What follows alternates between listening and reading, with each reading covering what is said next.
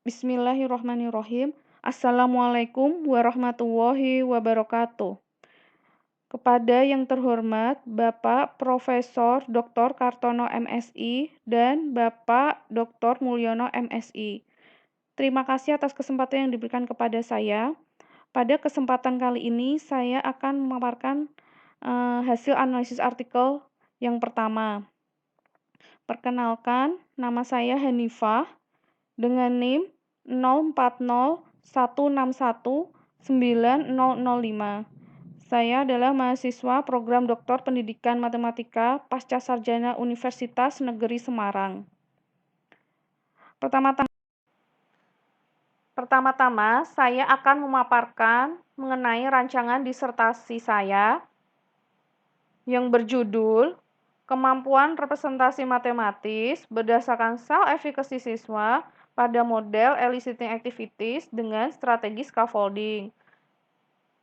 Untuk rumusan masalah dalam rancangan disertasi ini, yang pertama, yaitu apakah kemampuan representasi matematis siswa pada pembelajaran model eliciting activities dengan strategi scaffolding mencapai ketuntasan secara individual.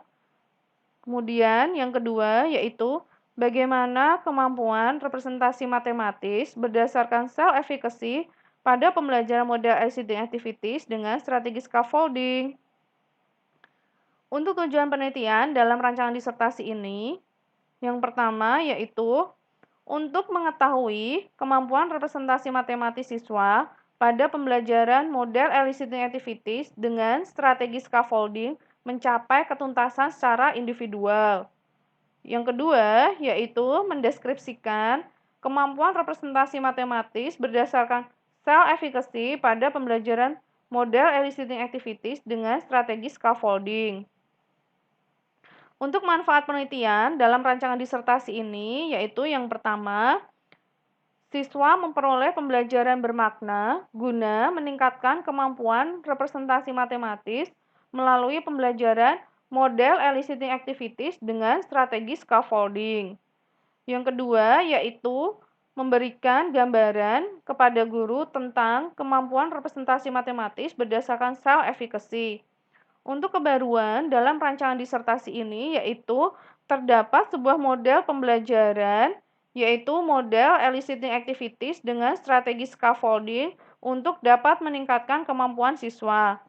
Rancangan disertasi ini masih dapat berkembang dan dapat dikembangkan seiring dengan proses bimbingan dengan promotor dan kopromotor. Nantinya akan ada saran, masukan untuk kemajuan rancangan disertasi ini. Rancangan penelitiannya yaitu penelitian yang pertama mengenai kemampuan representasi matematis dan cell efficacy. Pada penelitian yang pertama ini membahas mengenai indikator-indikator tentang kemampuan representasi matematis dan cell efficacy. Penelitian ini merupakan penelitian studi literatur. Penelitian ini sudah diseminarkan pada seminar internasional di Universitas Ahmad Dahlan, Yogyakarta. Untuk penelitian yang kedua, yaitu mengenai model eliciting activities dengan strategi scaffolding. Pada penelitian ini membahas mengenai langkah-langkah model eliciting activities dengan strategi scaffolding. Kemudian, untuk penelitian yang ketiga, yaitu instrumen kemampuan representasi matematis dan cell efficacy dalam model eliciting activities dengan strategi scaffolding.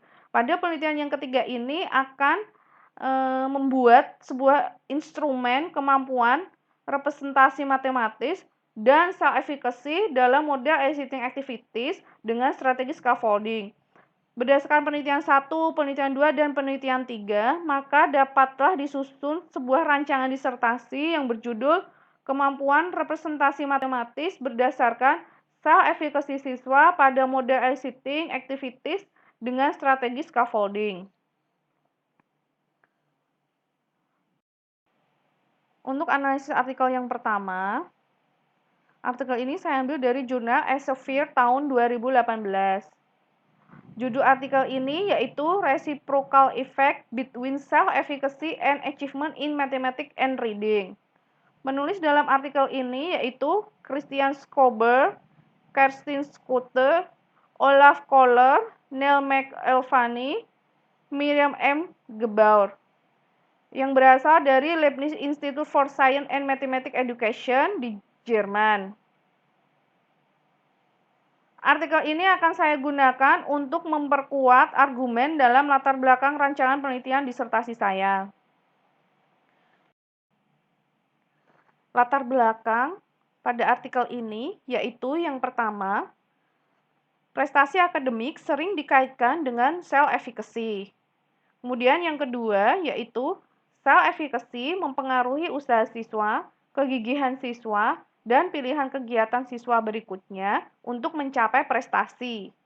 Kemudian yang ketiga yaitu prestasi siswa memperkuat tentang kemampuan siswa untuk menjadi bekal siswa dalam mencapai pekerjaan di masa depan. Kemudian yang keempat yaitu prestasi siswa dalam matematika ditunjang oleh self-efficacy siswa.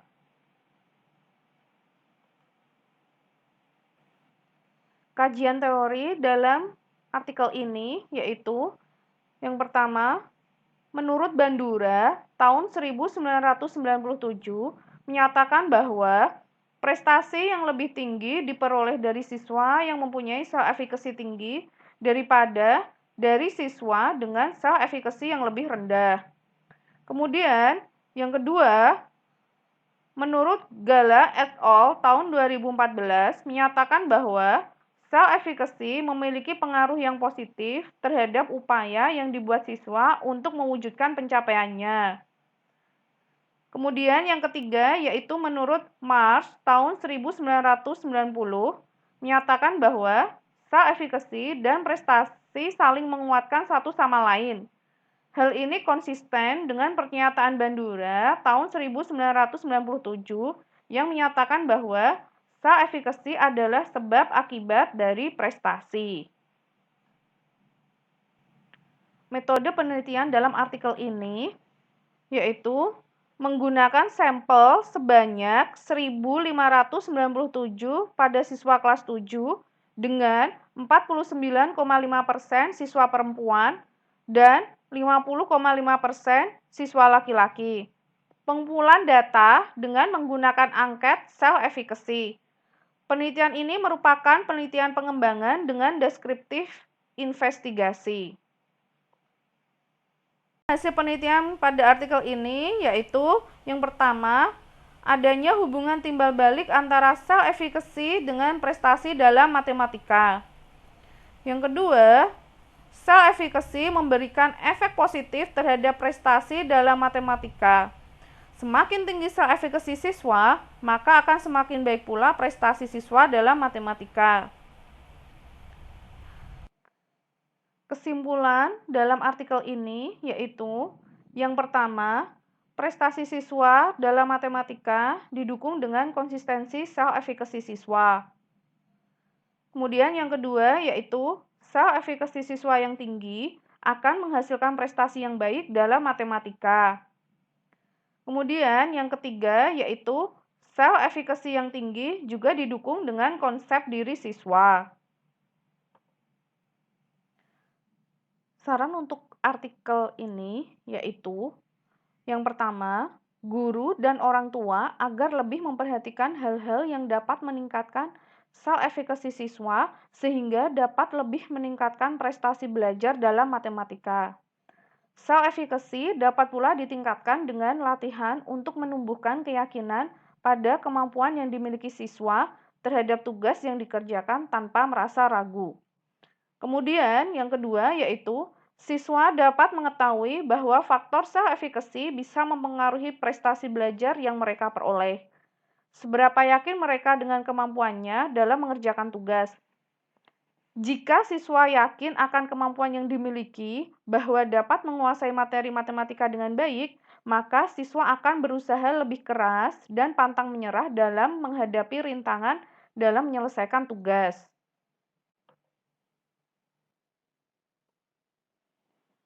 Sekian presentasi dari saya. Apabila ada kekurangan dan kesalahan, saya mohon maaf yang sebesar-besarnya. Saya mohon untuk saran dan masukan dari Bapak Profesor Dr. Kartono, MSI, dan Bapak Dr. Mulyono, MSI, beserta teman-teman sekalian untuk perbaikan analisis artikel ini dan untuk analisis artikel-artikel berikutnya.